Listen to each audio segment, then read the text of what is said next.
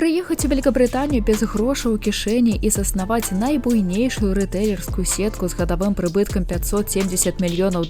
Місія выканальная, калі ты Михаил Маркс, не блытаць з Карлам. Як у 22-гадовага хлопца з заходняй Беларусі атрымалася ў чужой краіне без ведання мовы стварыць найбуйнейшага рэтэйлера, фанатам якога была сама Маргарет Тэтчер, распавяду ўжо праз некалькі секунд. Мяне клічуць Таня Дабрыян, гэта падкаст тутэйшыя пра выдатных выхадцаў з Беларусі.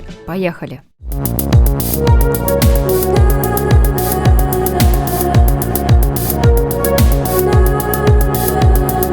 Упэўнена, любы з вас хаця б раз бачыў стыльную шыльду крамы Marks & Spencer. Магчыма, нехта нават шопіўся там, але не ўсе ведаюць, што заснаваў брэнд «Беларус». Міхась Маркс нарадзіўся ў Слоніме. Гэта, дарэчы, і мой родны горад. Будучы бізнесмен і прадпрымальнік вырас у габрэйскай сям'і і да 1881 года Марксы адчувалі сябе ў Беларусі цалкам камфортна. Пра дзяцінства Міхася вядома мала, акрамя таго, што, быўшы хлапчуком, ён падзарабляў у краме свайго бацькі. Магчыма, гэта і развіла камерцыйную жылку юнага прадпрымальніка. Але пасля забойства імператара Александра II пачаліся масавыя габрэйскія пагромы. Як следства, выраслі тэмпы і маштабы міграцыі з-за межы тагачаснай расійскай імперыі. Сям'я Михаіла Маркса таксама была вымушана бегчы. Гэта, дарэчы, стане частай лініяй біяграфіі шмат каго з будучых герояў падкаста.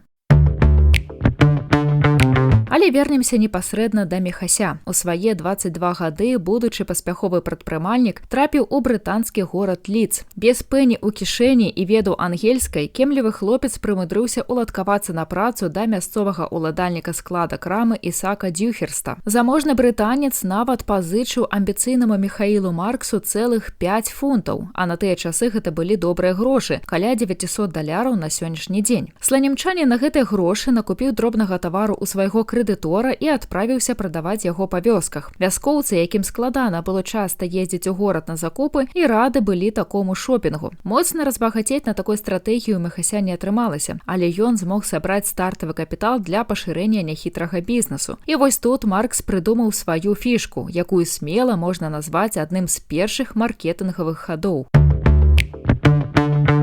Сёння нікога з нас не здзівяць крамы фармату ўсё па $1, але на канец 19 стагоддзя гэты падыход быў такім жа адважным, як выступ стралка з Турцыі на алімпійскіх гульнях у Парыжы. У 1884 годзе Маркс адкрыў свой першы латок на рынку Лідса, затым яшчэ 2 кропкі ў суседніх гарадах. Працуючы ў Лідсе ўсяго 2 дні на тыдзень, Маркс перапрадаваў астатнія тавары ў іншых гарадах. Так ён гандляваў 7 дзён на тыдзень, і справы прадпрымальніка чакана пайшлі ўгару. З часам Михаил Маркс адкрыў сваю першую паўнавартасную краму. Ён па-ранейшаму ведаў англійскую на ўзроўні «London is the capital of Great Britain» і папросту стаміўся адказваць на аднатыпныя пытанні пакупнікоў, што колькі каштуе. Таму прыдумаў сапраўды геніяльны ход. Усталяваў на прылаўку таблічку з надпісам «Не пытайце кошт, усё па 1 пенсе». Рэкламны слоган тут жа пайшоў у народ, а народ пайшоў у краму Маркса. Пакупнікам лёгка было шопіцца за адзінага кошту на тавар, а Михаілу весці бухгалтэрыю.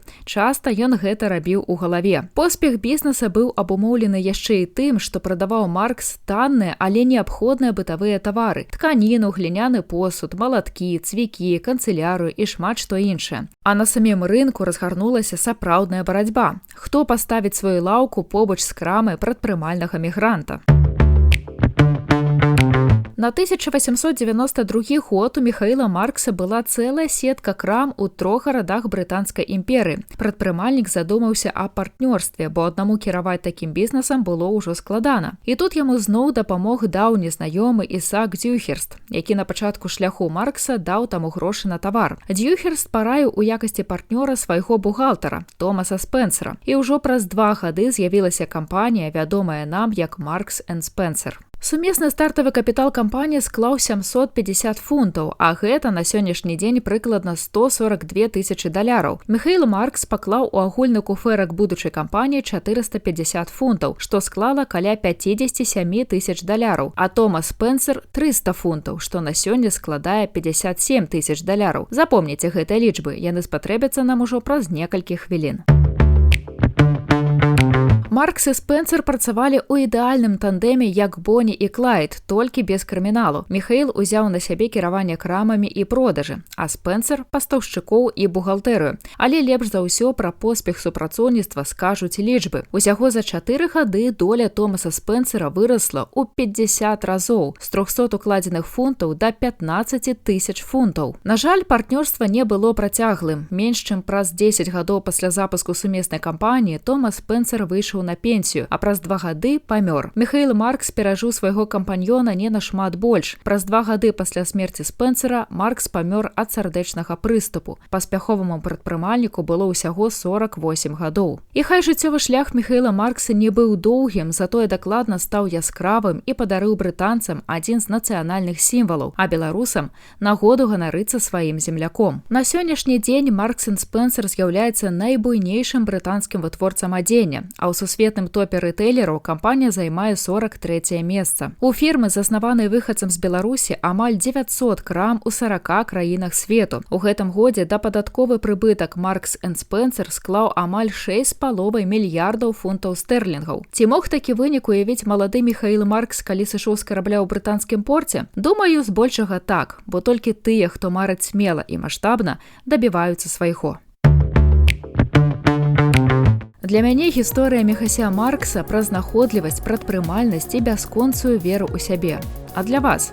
Абавязкова пакідайце каментары пад выпускамі, гэта дапамагае праекту прасоўвацца. А таксама не забудзьце паставіць адзнаку падкасту і заўсёды памятайце, беларусам ёсць кім ганарыцца. Да сустрэчы ў наступных эпізодах.